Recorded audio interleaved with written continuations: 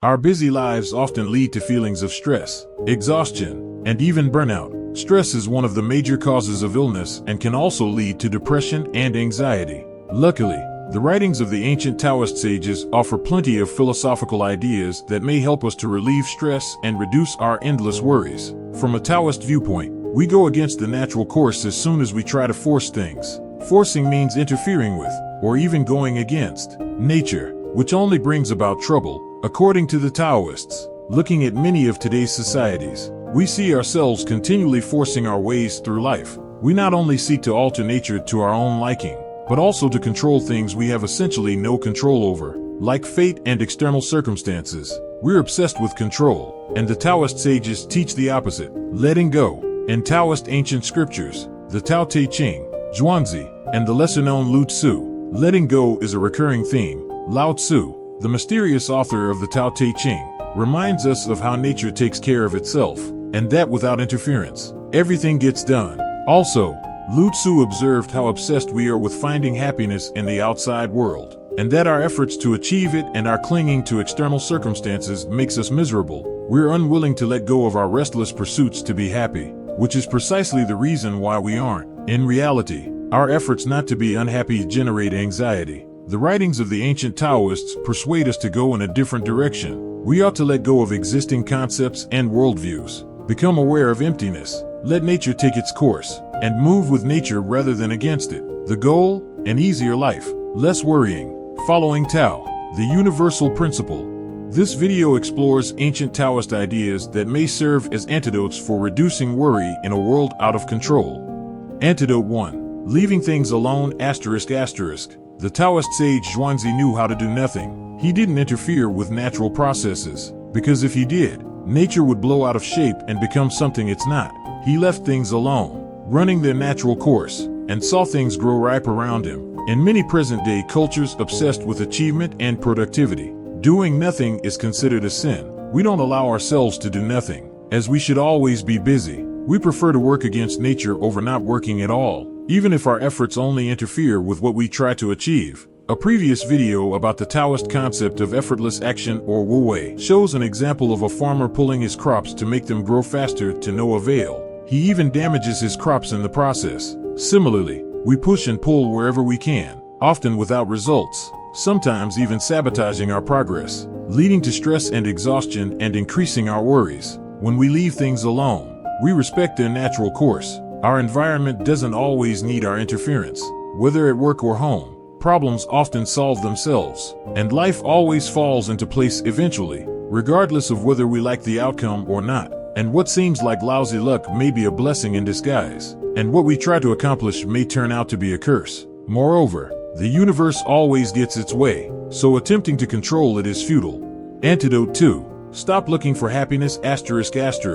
Zhuangzi couldn't tell if what all those busy people chased after was happiness or not, but he could see that their ways of trying to obtain it made them miserable. People are stressed, always in a rush in their obsessive search for happiness. Their faces look tired and grim. If the chasing of happiness makes our lives bleak, we might as well stop it, argued Zhuangzi. We not only exhaust ourselves, we also don't get what we're looking for, and thus end up in a lose-lose situation. Things like wealth and fame might be fun for a while, but only come with new worries in the long run, because as soon as we've obtained these pleasures, we fear losing them, Zhuangzi stated, and I quote, "Those who think that wealth is the proper thing for them cannot give up their revenues. Those who seek distinction cannot give up the thought of fame. Those who cleave to power cannot give the handle of it to others. While they hold their grasp of those things, they are afraid of losing them. When they let them go, they are grieved, and they will not look at a single example from which they might perceive the folly of their restless pursuit. Such men are under the doom of heaven." End quote. Zhuangzi argued that contentment and well-being become possible if we stop acting with them in view. If we don't desire happiness and well-being, the wrong of not having what we want and the right of getting what we wish disappear, and thus, we don't worry about getting or not getting happiness. Instead, we enjoy happiness because we've stopped caring about obtaining it. Antidote 3. Seeing the emptiness ****. Lao Tzu argued that people generally like to be praised, as they feel good as others recognize their accomplishments. But Lao Tzu valued emptiness instead, as he explained that we're less stressed when empty of all these attachments. We'll have fewer things to worry about if we wouldn't care so much about other people's approval and validation. Lao Tzu said that we seek to receive credit for things that aren't entirely our own doing. Many things people praise us for depend on the right circumstances or inborn characteristics. If the conditions are right, our actions only contribute to the result, as many other factors play their part. For example, people who receive praise as Instagram models receive it primarily for having good genetics, leading to high attractiveness and adhering to current beauty standards. So, what accomplishment is genuinely their own? Instead of worrying about obtaining praise that ultimately doesn't belong to anyone, Lao Tzu urges us to quiet down and let go. I quote, "Seeing the emptiness of things can help us cultivate stillness and peace of mind. If you do not know how to keep still in this crazy world, you will be drawn into all kinds of unnecessary trouble." End quote. Many things we chase are empty. There's nothing to them, except the value we attribute to them. Praise is empty, and often, if not always, it's not even deserved. The same goes for many other pursuits we deem significant but are pretty meaningless. It's like we engage in them just to divert ourselves from the emptiness of it all. But if we would embrace this emptiness, accept it, and let go of all these games, the chasing, the rat races, the continual quest for happiness, we would be better off. According to Lao Tzu. Antidote 4. The inner law ***. By continually stretching ourselves beyond our capacities, we ask for trouble, so thought Taoist sage Lao Tzu. In his profound work the Tao Te Ching, he wrote that those who stand on tiptoes do not stand firmly, and those who rush ahead don't get very far. Standing on tiptoes occurs if we try to extend our control over things we cannot control. So argued Zhuangzi. The book The Way of Zhuangzi explains the difference between someone whose law is within himself and someone whose law is outside himself. The first person acts without being influenced by the approval and disapproval of others. The second person is directed by things outside his control and thus becomes a plaything of his circumstances. Whatever happens in the outside world decides his mood. When he tries to extend his power over objects, those objects gain control over him, said Zhuangzi. When things go well, he is happy and content. When things don't go well, he is unhappy and full of worry. And thus, he tries to get what he wants and avoid what he doesn't want, always concerned with a universe he ultimately cannot control. I quote, "He who seeks to extend his control is nothing but an operator, while he thinks he is surpassing others. Others see him merely straining, stretching to stand on tiptoe." End quote. So, one of the lessons we can learn from Zhuangzi's writings is to avert our attention and desire from the outside world and turn it within. Ultimately, it's not the world that decides how we feel, but our minds. Therefore, if we seek contentment, adjusting our minds makes more sense than attempting to control our environment. Everything around us is out of control, but we do have control over our thoughts, choices, and attitude towards the environment. The less we seek contentment outside ourselves, the less we must stand on our tiptoes to obtain it. Antidote 5. Not worrying about fate ***.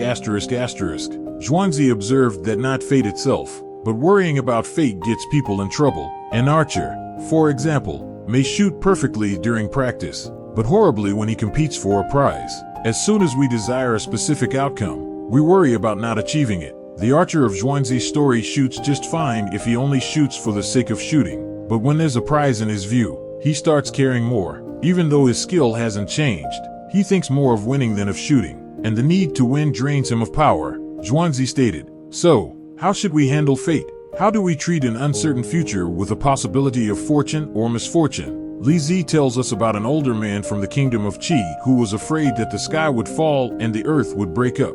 And if that happens, he would have no place to run, and his death would be unavoidable. So, a friend tried to calm him down by assuring him that the sky won't fall, so there was nothing to worry about. Then a sage told him there is, in fact, a possibility of the sky falling, although the chances are small, so the elder shouldn't be too concerned. Then Lao Tzu chuckled and said, "It's nonsense even to think about whether heaven and earth can or cannot be destroyed. Whether they will perish or not is something we don't know. If heaven and earth will not perish, that's great. We can live our lives without worry. However, if they will perish, that's something we can't do much about. So why worry about it?" End quote. The old Taoist sage stated that there's no point in occupying ourselves with the question of whether or not the earth will perish. It's something completely out of our control. If it happens, it happens. Moreover, we don't even know what this fate we fear entails exactly. What's it like to be dead? Or, for example, What happens after we lose our jobs or our marriages end? We assume these happenings are disasters, even though they could be blessings in disguise. Again, whatever happens, it's out of our control anyway, so worrying about it is a waste of time. Thank you for watching.